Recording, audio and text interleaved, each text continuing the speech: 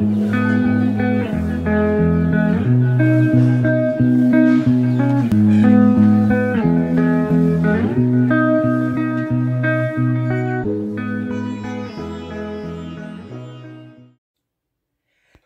bonjour et bienvenue à vous tous pour cette nouvelle vidéo. Je suis ravie vraiment de vous retrouver pour vos lectures des énergies du mois d'octobre 2021. Toute première chose, merci de tout mon cœur pour vos soutiens, pour vos likes, pour vos commentaires, pour vos abonnements, parce que c'est tout ça permet à cette chaîne d'évoluer. Donc c'est vraiment important pour moi d'avoir vos retours. Donc merci infiniment. J'espère que ça va continuer comme ça permettra effectivement de pouvoir consacrer plus de temps pour vous proposer des vidéos. Donc on se retrouve pour vos énergies du mois d'octobre. J'ai repris la carte qui était venue lors de votre tirage semestriel, qui était la papesse, et qui est complétée aujourd'hui par la 3 de denier, qui vont évoquer l'énergie qui va vous accompagner durant ce mois d'octobre, ou qui peut vous accompagner. La papesse, ça représente le lien avec l'inconscient, avec l'invisible, avec le mystère et tout ce qui peut nous être révélé au travers de signes ou de symboles ou grâce à une intuition aussi qui est très alerte. Quant au 3 de denier, c'est une énergie de collaboration, c'est une énergie d'encouragement et l'idée aussi de se sentir soutenu ou de se sentir accompagné dans sa quête spirituelle. Alors, est-ce que sur ce mois d'octobre, vous vous trouvez dans des situations où votre connexion au mystère, à l'invisible est très développée et que ça vous permet d'avancer sur un projet, sur une relation ou en tout cas sur quelque chose où vous n'êtes pas seul? C'est possible. Mais je pense que comme on parle ici de l'énergie qui vous accompagne, il est possible que ce soit vous qui avez décidé de faire confiance à votre intuition, à vos ressentis, pour vous aider vous-même à réaliser quelque chose et que ça peut concerner soit un domaine en particulier, soit d'une façon générale, tout ce qui est important pour vous. Il y a quelque chose qui appartient à ce qui se révèle sans avoir crié gare, si vous voulez, qui s'est peut-être mis en place il y a déjà quelque temps et qui va vous aider durant ce mois à avancer. Et qui appartient à l'invisible. C'est vrai que la papesse, il y a cette notion, mais ce n'est pas la seule carte. En arcane majeur, vous avez quand même le pendu, vous avez le pape, vous avez le jugement, vous avez l'empereur, vous avez la roue de fortune. Je pense que c'est un mois qui est très important pour vous et qui est très en lien avec, on va le voir, avec votre spiritualité. Votre état d'esprit, on a le pape, donc on a le couple, hein, on a le pape et la papesse, et le valet d'épée. Le valet d'épée, ça peut représenter quelqu'un de votre entourage qui peut être d'un signe d'air. Donc les signes d'air, c'est les Verseaux, les Balances et les Gémeaux, et qui pour vous sur ce mois d'octobre peut être un véritable guide qui vous offre son savoir, qui vous offre sa sagesse pour vous permettre de faire le lien justement entre vos perceptions, vos ressentis et tout ce que vous pouvez en faire très concrètement. Ça, c'est tout à fait possible. Pour certains, il s'agit d'un mentor. Le pape, ça peut représenter vraiment le guide, le mentor, dont vous avez soif d'apprendre. Mais ça peut être tout à fait autre chose parce qu'on est quand même là dans votre état d'esprit. Donc, ça peut nous dire que votre curiosité, là, elle est totalement dévouée à l'apprentissage de ce qui vous permettrait justement de devenir ou d'incarner ce pape. Vous pouvez avoir envie, là, d'explorer différents courants spirituels, c'est tout à fait possible, de communiquer, de partager des informations sur vos croyances ou sur vos convictions. La spiritualité, ça peut vouloir dire la religion, mais ça peut aussi vouloir dire tout simplement les valeurs que l'on a dans sa relation au vivant. Moi, j'ai l'impression que votre désir d'apprendre, votre désir de comprendre et de communiquer vous imposera peut-être par moments de faire un petit peu silence, justement pour pouvoir écouter ce qui n'est pas dit, mais qui est bien réel, ce qui n'est pas visible, mais qui est bien présent. Donc, il y a une notion comme ça vraiment de spiritualité. C'est assez étrange, hein, ce tirage. J'espère que ça vous parle parce que c'est un peu surprenant. Pourquoi vous en arrivez là ? Parce que vous avez dû stagner dans une situation ou dans une relation pendant une période de votre vie. C'est-à-dire que vous vous êtes abstenu de voir et de comprendre qu'il fallait porter votre regard au-delà des contours pour savoir qu'un horizon existait. Vous vous êtes senti bloqué. Il y a des circonstances qui ont fait que vous vous êtes senti bloqué et qui ne vous permettaient pas d'envisager les choses sous une nouvelle perspective. Et vous aviez fini par vous accommoder de ça. Vous étiez dans la résignation jusqu'à ce qu'il y ait quelque chose qui vienne bouleverser cet état comment je pourrais dire ça, de capitulation.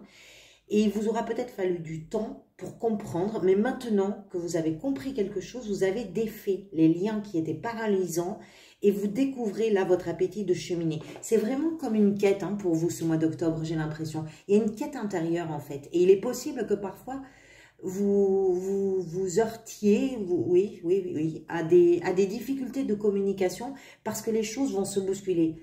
Avec le valet d'épée, il y a quelque chose qui a besoin d'aller vite, qui a envie d'aller vite. Donc ça peut, il y a une contradiction entre cette introspection, et puis cette soif d'apprendre, cette soif d'aller vers quelque chose. Qu'est-ce qui va vous aider? Donc là, on a deux cartes qui sont venues. Habituellement, il n'y en a qu'une, mais je crois que c'est arrivé ici aussi. Donc j'ai pris les deux, puisqu'elles sont venues. Le valet de bâton et la 10 de coupe. Avec ce valet, il peut être question de quelqu'un, oui, d'un signe de feu, d'un bélier, d'un lion ou d'un sagittaire. Mais étant donné que vous êtes lion, je pense qu'il s'agit de vous.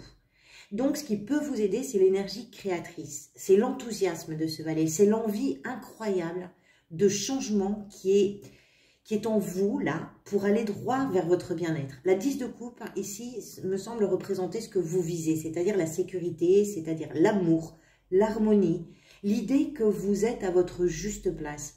Avec ce valet, et je vous rappelle qu'il y en a deux quand même des valets. Donc les valets, ce sont toujours des énergies qui sont jeunes, qui démarrent quelque chose. Ce sont les énergies de quelque chose qui commence. Donc il n'y a pas l'expérience. Il n'y a pas l'expérience. Mais donc je pense que le fait d'en avoir deux, ça multiplie aussi pour vous parce que ce qui vous porte, c'est-à-dire votre spontanéité. Vous vous sentez prêt là à expérimenter toutes les opportunités. Moi, je vous sens comme une boule d'énergie qui démarre sa course folle et qui n'a pas peur. Même si vous sentez bien que vous manquez peut-être d'informations ou peut-être d'expérience, de maturité. Vous ne savez pas trop où ça va, mais vous avez vraiment sacrément envie d'y aller. Votre défi, c'est la 9 de bâton. Moi, je dirais que c'est de garder confiance et de ne pas vous mettre sur la défensive. Cette carte évoque la fatigue qu'on peut éprouver et qui fait que parfois on se dit qu'on ne va pas en voir le bout. Mais elle parle aussi de se tenir sur le palier qui précède justement la fin de cycle. Et elle raconte qu'on a porté son fardeau jusque-là et que là maintenant, il ne saurait pas être question de reculer. Donc, oui, vous arrivez au bout de quelque chose, c'est évident. Et oui, vous devez persévérer. Oui, l'avenir est en train de se dessiner pour vous et vous devez faire preuve de courage. Parce que là, vous êtes vraiment sur le dernier tour de garde. Faites-vous confiance. Parfois, on peut douter, tous. On est tous logés à la même enseigne. Mais moi, si je comprends l'énergie que vous investissez avec les valets notamment, à quitter un état de résignation qui est incarné par ce pendu, moi, je me dis que ce défi-là, c'est rien du tout. C'est vraiment pas ce que vous avez à affronter de plus difficile ou de plus terrible. Vous avez fait la plus grande partie du chemin, là. Vous avez fait le plus gros morceau déjà. Donc, c'est un défi parce que vous vous êtes fatigué, donc il faut encore persévérer, il faut encore faire preuve de courage, mais vous êtes au bout. C'est presque le 10, c'est presque la fin de cycle. Vous avez des 10, d'ailleurs, vous avez des fins de cycle. Vous avez ici... On y va. Dans votre vie professionnelle, c'est l'empereur qui est venu. L'empereur, c'est un patriarche. Alors, il symbolise plein de choses. Il symbolise le pouvoir, il symbolise l'autorité, mais aussi la sagesse. Ce qu'il veut, lui, c'est assurer la sécurité et le bien-être pour lui-même, mais pour sa famille aussi. Dans le domaine professionnel, ça peut représenter un supérieur hiérarchique, c'est tout à fait possible. Et puis si ce supérieur vous a la bonne, comme on dit, il peut vous proposer quelque chose là de positif, de valorisant pour vous. De manière plus générale, cet empereur dans la sphère professionnelle, c'est quand même un symbole de succès au travail. Il y a la reconnaissance de vos compétences, de votre engagement, de vos talents. Il y a peut-être un nouveau projet qui se met en route. Il y a peut-être l'obtention d'un poste que vous désirez. Même si avec cette figure, la notion de labeur, là, elle doit être quand même considérée avec attention parce que cette carte parle de travail qui est dur et d'un travail qui est à fournir encore. C'est-à-dire que les choses ne se font pas d'elles-mêmes. Je ne sais pas ce que je me suis mis sur le doigt, je suis en train de me rendre compte que j'ai un peu d'encre ou je ne sais pas quoi. Il y a encore du travail, mais ça se fait. Et avec l'empereur, on parle, alors c'est quand même étonnant parce que vous avez la papesse, vous avez le pape, mais l'empereur, c'est aussi une carte qui parle de l'envie de grandir spirituellement. Donc il y a beaucoup de spiritualité quand même dans votre mois d'octobre. Hein. Vie sentimentale, là on en a deux qui sont venus, la 8 de denier et la 9 de coupe. Alors la 8 de denier, c'est une carte de travail aussi. Donc, est-ce que ça veut dire, pour certains, par exemple pour les couples, hein, que vous et votre partenaire, vous devez travailler pour atteindre cette 9 de coupe, hein, qui est la carte du vœu exaucé? Oui, c'est possible. La relation que vous vivez, je pense, elle est très très importante pour vous. Et s'il vous faut là retrousser vos manches pour qu'elle soit ce que vous rêvez de vivre, ben, vous n'allez pas reculer. Si vous êtes célibataire, je pense que vous savez que vous avez peut-être besoin de temps avant d'être prêt à faire des rencontres, même si c'est votre vœu le plus cher. Vous avez peut-être un travail sur vous à faire d'abord. Et puis, si vous êtes célibataire et que vous n'avez pas forcément, vous n'êtes pas forcément dans une perspective de rencontre et de relation, il est possible là que ce qui vous occupe, ce qui accapare votre temps, ce qui accapare votre énergie aussi, ben, ne laisse pas de place à une rencontre pour l'instant. Donc, chaque chose viendra en son temps. Mais là, vous êtes suffisamment préoccupé ou en tout cas occupé à faire quelque chose qui vous tient à cœur, qui est important pour vous. Et du coup, il n'y a pas encore là, en ce moment dans votre vie, de la place pour une rencontre. C'est tout à fait possible. Comment vous vous sentez dans tout ça? C'est pas rien. Le jugement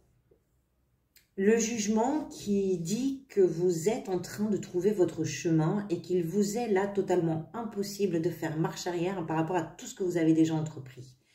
Vous vous accordez une nouvelle chance. Vous vous autorisez un recommencement, une reconsidération de vous-même et une renaissance. Vous êtes engagé sur la voie de votre vérité. Vous éloignez vraiment là tout ce qui peut vous sembler être une entrave à votre progression. Et vous avez l'énergie de celui qui se relève quand tout a brûlé en lui ou en elle. Hein. Bien sûr, vous arrangez par rapport à votre genre. Hein. C'est vraiment la renaissance, le jugement. Vous êtes en train de vous donner cette chance de recommencer quelque chose de nouveau et de différent pour vous. Vous êtes en train de revenir à vous et d'une façon très différente. Et je pense que c'est très important pour vous et c'est très puissant en vous parce que c'est vraiment ce qu'on retrouve dans beaucoup des cartes de votre tirage, hein, vraiment. Et la fin de mois, ben, c'est la roue de fortune. C'est-à-dire là, c'est vraiment le grand changement. La roue de fortune, c'est la chance. C'est le cycle qui prend fin et c'est surtout le cycle qui commence. Vous avez amorcé le mouvement. Et là, vous ne pouvez pas ou vous ne voulez pas du tout reculer. De toute façon, vous êtes pris dans l'évolution de votre existence. C'est comme une étape très importante que vous êtes en train de traverser et vous allez vers une très belle amélioration. La chance va vous sourire, évidemment. Enfin, espérons-le, je vous le souhaite en tout cas. Il y a un équilibre là qui se met en place entre ce que vous engagez, vous, pour arriver à faire bouger votre vie, votre existence, pour faire bouger les choses pour vous, pour faire bouger les choses autour de vous. Il y a tout ce que vous engagez qui est en train de s'équilibrer avec ce que vous ne maîtrisez pas forcément. Et donc là, vous êtes vraiment parti sur la fin de mois vers une grande transformation. J'espère que cette lecture vous aura évoqué des choses qui correspondent à ce que vous vivez, ou des pistes de réflexion du moins. Quoi qu'il en soit, moi je vous retrouverai très prochainement pour de nouvelles vidéos. Encore une fois, merci de tout mon cœur pour vos soutiens qui sont très très importants pour moi. Je vous dis à très bientôt et en attendant de vous retrouver, prenez soin de vous.